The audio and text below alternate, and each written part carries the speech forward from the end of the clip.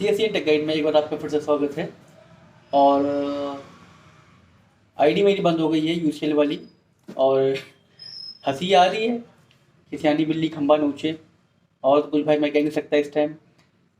काम तो एक नंबर तक कर रहा था भाई, जेन्युइन काम कर रहा था, सब डॉक्यूमेंट्स भी अपलोड सही कर रहा था। उसके बावजूद मेरी आईडी बंद हो गई। तो एक ही दो तीन रीज़न खैर उसके मुझे लगते हैं जो मेरी आईडी बंद हो गई है। और जो लोग नया यूसीएल का काम स्टार्ट कर रहे हैं तो उनके लिए मैं ये वीडियो बना रहा हूँ। तो भाई बहनों जो भी हैं उन सबके लिए बस ये वीडियो है, तो तुम लोग ध्यान से देखना ये वीडियो। और जो जो मैं पॉइंट्स बता रहा हूँ उन सब चीज़ों को ध्यान रखना अगर चाहते हो लंबे टाइम के लिए यूसीएल चलाना तो। वरना यहाँ सबकी बंद हो गई, तुम्हारी बंद हो जाएगी, बाद में बंद होने के बाद से वीडियो देखोगे तब कहोगे अरे यार काश मैंने वीडियो देख लिया होता। ठीक है, तो सबसे पहली चीज़ समझने के लिए जो है, मेन चीज़ जो है कि आईडी बंद कब होती है। आईडी आपकी यूसीएल वाली बंद कब होती है। पहली चीज़ तो इसका ये अंदाज़ा लगा लो कि अगर तुम्हारे मोहल्ले में, तुम्हारे एरिया में किसी के पास क्रेडेंशियल्स आ गए हैं, किसी के की आईडी वाइट लिस्ट हो गई है, तो ये याद रखो कि हो सकता है कि तुम्हारी आईडी बंद हो जाए। क्योंकि यूसीएल का मामला ये है कि वो एक ही क्षेत्र में दो तीन लोग को यूसीएल नहीं दे सकते। क्योंकि टारगेट एक होता है कि जितने बैंक बीसीज है सबको यूसीएल मिलेगी। पता है आप लोग को ये अपडेट आया था लास्ट ईयर, दिनेश सर का अपडेट आया था ये कि जितने लोग बैंक बीसी हैं, बैंक करस्पॉन्डेंस वाले जितने भी लोग हैं उन सबको यूसीएल मिलेगा। तो सबको देना है यूसीएल। अब भाई सबको अगर यूसीएल दे देंगे तो फिर दिक्कत हो जाएगी ना कि भाई आधार का काम बहुत बड़ा होता है, वैसे हर एक को नहीं दिया सकता है। एक को बंद होगी तो दूसरों को मिलेगी। तो अगर आपकी तरफ किसी बंदे के पास क्रेडेंशियल्स या वाइट लिस्ट मतलब आईडी हो गई है, white list static IP white list हो गई है, क्रेडेंशियल्स आ गए, तो इस चीज़ से एक अंदाज़ा लगा लेना कि हो सकता हो कि तुम्हारे पास तुम्हारी आईडी बंद हो सकती है। ये एक चीज़ हो सकती है। मैं इसमें कॉन्फिडेंट नहीं बोल रहा हूँ, लेकिन मेजोरिटी में लोगों का ये हुआ है कि उनका ऐसा आगे, मेरा खुद ये हुआ है। जो मुझे लगता है कि मेरी जो आईडी बंद हुई है, मुझे खुद लगता है कि ये इसी वजह से हुई है क्योंकि मेरी तरफ एक लड़के का किसी के आए थे क्रेडेंशियल तो मेरी चालू हुई। सॉरी, किसी बंदे के की आईडी बंद हुई थी तो मेरी चालू हुई थी।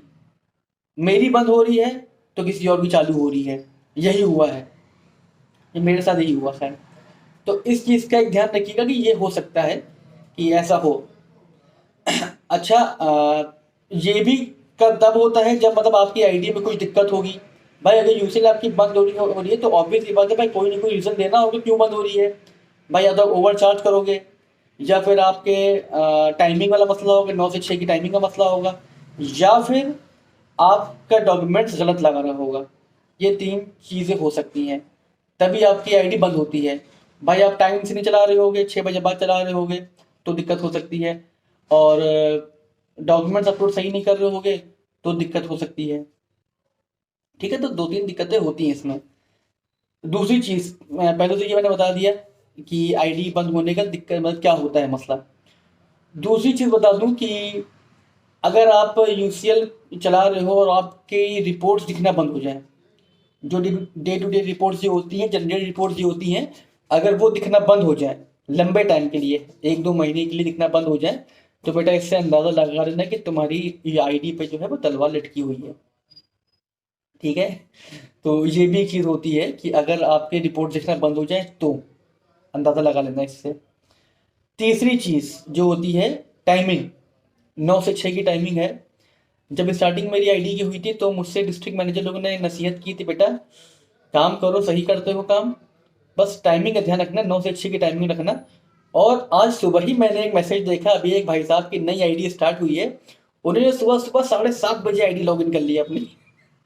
वो इतना खुश हो गए हैं अपने यूसीएल स्टार्ट करने में कि उन्होंने सुबह 7:30 बजे ही अपनी लॉगिन कर ली।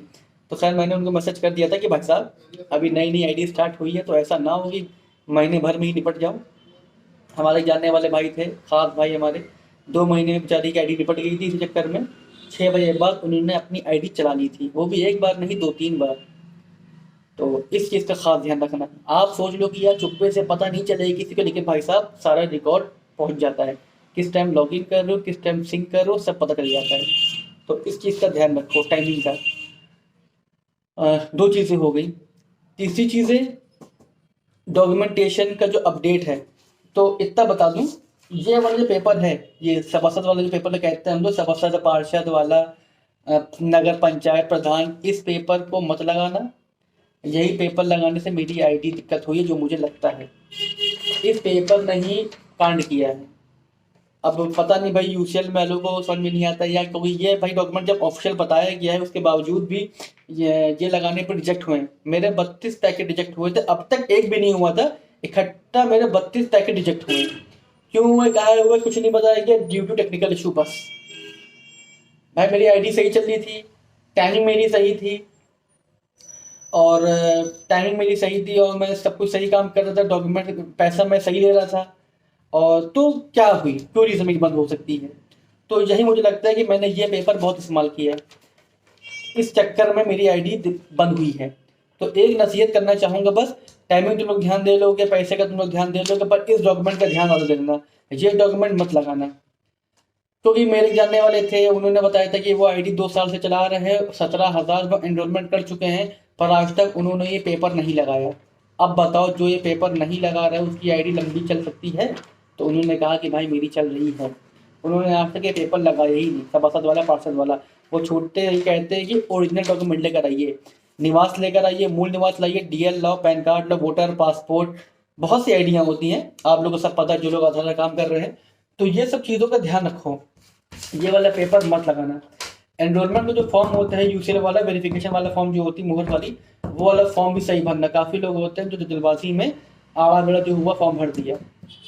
तो भाई वो फॉर्म भी सही भरना, और कुछ चीज़ों का ध्यान ज़्यादा रखना। इस फॉर्म का ध्यान, ये फॉर्म मत लगाना, इस फॉर्म का इस्तेमाल ही मत लो। साफ कह दो कि भाई ये फॉर्म से मैं काम नहीं करता हूँ, आप डॉक्यूमेंट लेकर आइए। यूसीएल में बस एक चीज मैंडेटरी है कि आपको दिन भर में 5 एनरोलमेंट करने हैं, और आधार सेंटर खैर ये होते हैं 5 तो कम से कम हो ही जाते हैं। तो आप कम करो लेकिन लंबे टाइम के लिए काम करो, तो ये डॉक्यूमेंट मत लगाना।